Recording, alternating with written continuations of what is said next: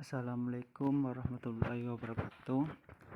Perkenalkan, nama saya Faisal Mubarak dengan NIM T20187088 dari kelas MTK 3. Di sini saya akan menjelaskan sedikit tentang historisasi Islam Nusantara. Sama pendahuluan pengertian Islam. Islam merupakan agama yang dibawa oleh Nabi Muhammad SAW pada sekitar abad ke-7 Masehi yang berpusat di Mekkah dan Madinah. Agama ini berkembang dengan begitu cepat setelah kurang lebih 23 tahun dari kelahirannya. Setelah Rasulullah wafat, kepemimpinan umat Islam diganti oleh Khalifah Abu Bakar Al-Siddiq, lalu diganti Khalifah Umar bin Khattab. Pada masa Umar, Islam mulai tersebar ke Syam, Palestina, Mesir, dan Irak. Kemudian pada masa Khalifah Utsman bin Affan, Ali bin Abi Thalib, Bani Umayyah, dan Bani Abbasiyah, Islam telah menyebar ke Tiongkok, Cina, bahkan ke seluruh penjuru dunia. Islam sebagai agama rahmatan lil alamin diterima di masyarakat karena ajaran yang dibawa mudah dimengerti, yakni tentang akidah, syariah, dan akhlak. Di dalamnya tidak terdapat perbedaan antar suku, ras, dan negara. Semuanya satu dalam naungan Islam. Ajaran ini tersebar melalui perdagangan, pendidikan, dan budaya, bukan dengan menjajah. Hal ini yang membedakan dengan ajaran lain sehingga membutuhkan waktu lama untuk diterima oleh masyarakat. Yang kedua, selanjutnya teori masuknya Islam ke Nusantara. Teori Arab. Teori ini menyatakan bahwa Islam dibawa dan disebarkan ke Nusantara langsung dari Arab pada abad ke-7 sampai 8 Masehi saat kerajaan Sriwijaya mengembangkan kekuasaannya. Bukti-bukti sejarah teori ini sangat kuat. Pada abad ke-7 sampai 8 Masehi, Selat Malaka sudah ramai dilintasi para pedagang muslim dalam pelayaran dagang mereka ke negeri-negeri Asia Tenggara dan Asia Timur. Berdasarkan berita Cina, masyarakat muslim sudah ada di Ganfu dan Sumatera. Ada yang berpendapat mereka adalah utusan-utusan Bani Umayyah yang bertujuan penjajahan perdagangan. Demikian juga Hamka yang berpendapat bahwa Islam masuk ke Indonesia tahun 674 Masehi berdasarkan catatan Tiongkok. Saat itu datang seorang utusan raja Arab bernama Taseh atau Talib. Kemudian kemungkinan Muawiyah bin Abu Sufyan ke kerajaan Kalingga di Jawa yang diperintah oleh Ratu Sima. Junaid Parinduri kemudian memperkuat lagi pada 670 Masehi. Di Barus Tapanuli ditemukan sebuah makam bertulis Hamim. Semua fakta tersebut tidaklah mengherankan mengingat bahwa pada abad ke-7 Asia Tenggara memang merupakan lalu lintas perdagangan dan interaksi politik antara tiga kekuasaan besar. Selanjutnya teori Cina. Dalam teori ini menjelaskan bahwa etnis Cina Muslim sangat berperan dalam proses penyebaran agama Islam di Nusantara. Seperti yang telah dijelaskan sebelumnya pada teori Arab, hubungan Arab Muslim dan Cina sudah terjadi pada abad pertama Hijriah. Dengan demikian, Islam datang dari arah barat ke Nusantara dan ke Cina berbarengan dengan satu jalur perdagangan. Islam datang ke Cina di Cantong pada masa pemerintahan Taishun dari dinasti Tang. dan datang ke Nusantara di Sumatera pada masa kekuasaan Sriwijaya dan datang ke Pulau Jawa tahun 674 Masehi berdasarkan kedatangan utusan Raja Arab bernama Taseh atau Tasi ke Kerajaan Kalingga yang diperintah oleh Ratu Sima. Dari uraian di atas dapat diambil kesimpulan bahwa Islam datang ke Nusantara berbarengan dengan Cina. Akan tetapi teori di atas tidak menjelaskan tentang awal masuknya Islam, melainkan peranan Cina dalam pemberitaan sehingga dapat ditemukan bukti-bukti bahwa Islam datang ke Nusantara pada awal abad Hijriyah. Selanjutnya teori Persia. Berbeda dengan teori sebelumnya, teori Persia lebih merujuk kepada aspek bahasa yang menunjukkan bahwa Islam telah masuk ke Nusantara dan bahasanya telah diserap, seperti kata Abdas yang dipakai oleh masyarakat Sunda merupakan serapan dari Persia yang artinya wudhu. Bukti lain pengaruh bahasa Persia adalah bahasa Arab yang digunakan masyarakat Nusantara seperti kata-kata yang berakhiran tak madhudha, apalagi apabila dalam keadaan wakaf dibaca ha, seperti halatun dibaca halah, namun dalam bahasa Nusantara dibaca salat, zakat, tobat, dan lain-lain. Selanjutnya teori India. Teori ini menyatakan Islam datang ke Nusantara bukan langsung dari Arab melainkan melalui India pada abad ke-13. Dalam teori ini disebutkan 5 tempat asal Islam di India yaitu Gujarat, Jambai, Malabar, Coromandel, dan Bengal. Teori India yang menjelaskan Islam berasal dari Gujarat terbukti melalui kelemahan-kelemahan.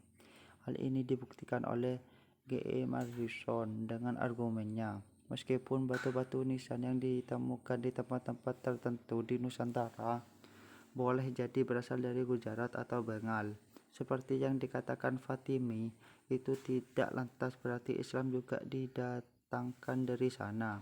Morrison mematahkan teori ini dengan menunjuk pada kenyataan bahwa ketika masa Islamisasi Samudra Pasai yang raja pertama wafat pada 678 Hijriah atau 1297 Masehi, Gujarat masih merupakan kerajaan Hindu. Barulah setahun kemudian Gujarat ditaklukkan oleh kekuasaan Muslim. Jika Gujarat adalah pusat Islam, pastilah telah mapan dan berkembang ke Gujarat sebelum kematian Malikus Saleh. Dari teori yang dikemukakan oleh Morrison bahwa Islam Nusantara bukan berasal dari Gujarat melainkan dibawa oleh para penyebar Muslim. Selanjutnya teori Turki. Teori ini diajukan oleh Martin van Breuningsen yang dikutip dalam Molvis Halabullah. Ia menjelaskan bahwa selain Arab dan Cina, Indonesia juga diislamkan oleh orang-orang Turki dari Kurdi dari Turki. Ia mencatat sejumlah data. Pertama, banyaknya ulama Kurdi yang berperan mengajarkan Islam di Indonesia dan kitab-kitab karangan ulama Kurdi menjadi sumber-sumber yang berpengaruh luas. Misalnya kitab Tanwir al-Qulub karangan Muhammad Amin al-Kurdi populer di kalangan tarekat Naqsabandi di Indonesia. Kedua, di antara ulama di Madinah yang mengajari ulama-ulama Indonesia tarekat Sakariyah yang kemudian dibawa ke Nusantara adalah Ibrahim Al-Qurani. Ibrahim Al-Qurani yang kebanyakan muridnya orang Indonesia adalah ulama Kurdi. Ketiga, tradisi berjanji populer di Indonesia dibacakan setiap Maulid Nabi pada 12 Rabiul Awal, saat akikah, syukuran, dan tradisi-tradisi lainnya.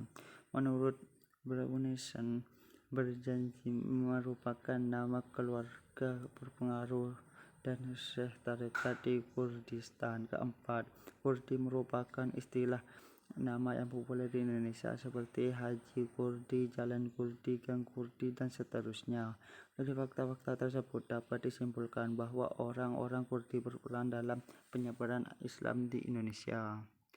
Selanjutnya, strategi penyebaran Islam di Nusantara. Yang pertama, melalui jalur perdagangan. Awalnya, Islam merupakan komunitas kecil yang kurang berarti. Interaksi antar pedagang Muslim dari berbagai negara seperti Arab, Persia, anak benua India, Melayu, dan Cina yang berlangsung lama membuat komunitas Islam semakin berwibawa dan pada akhirnya membentuk masyarakat Muslim. Selain berdagang, para penyebar agama Islam dari berbagai kawasan tersebut juga menyebarkan agama yang dianutnya dengan menggunakan sarana pelayaran. Yang kedua, melalui jalur dakwah bil-hal yang dilakukan oleh para mubalik yang merangkap tugas menjadi pedagang. Proses dakwah tersebut pada mulanya dilakukan secara individu. Mereka melaksanakan kewajiban syariat Islam dengan memperhatikan kebersihan dan dalam pergaulan mereka menampakkan sikap sederhana. Selanjutnya, melalui jalur perkawinan, yaitu perkawinan antar pedagang Muslim mubalik dengan anak bangsawan Nusantara.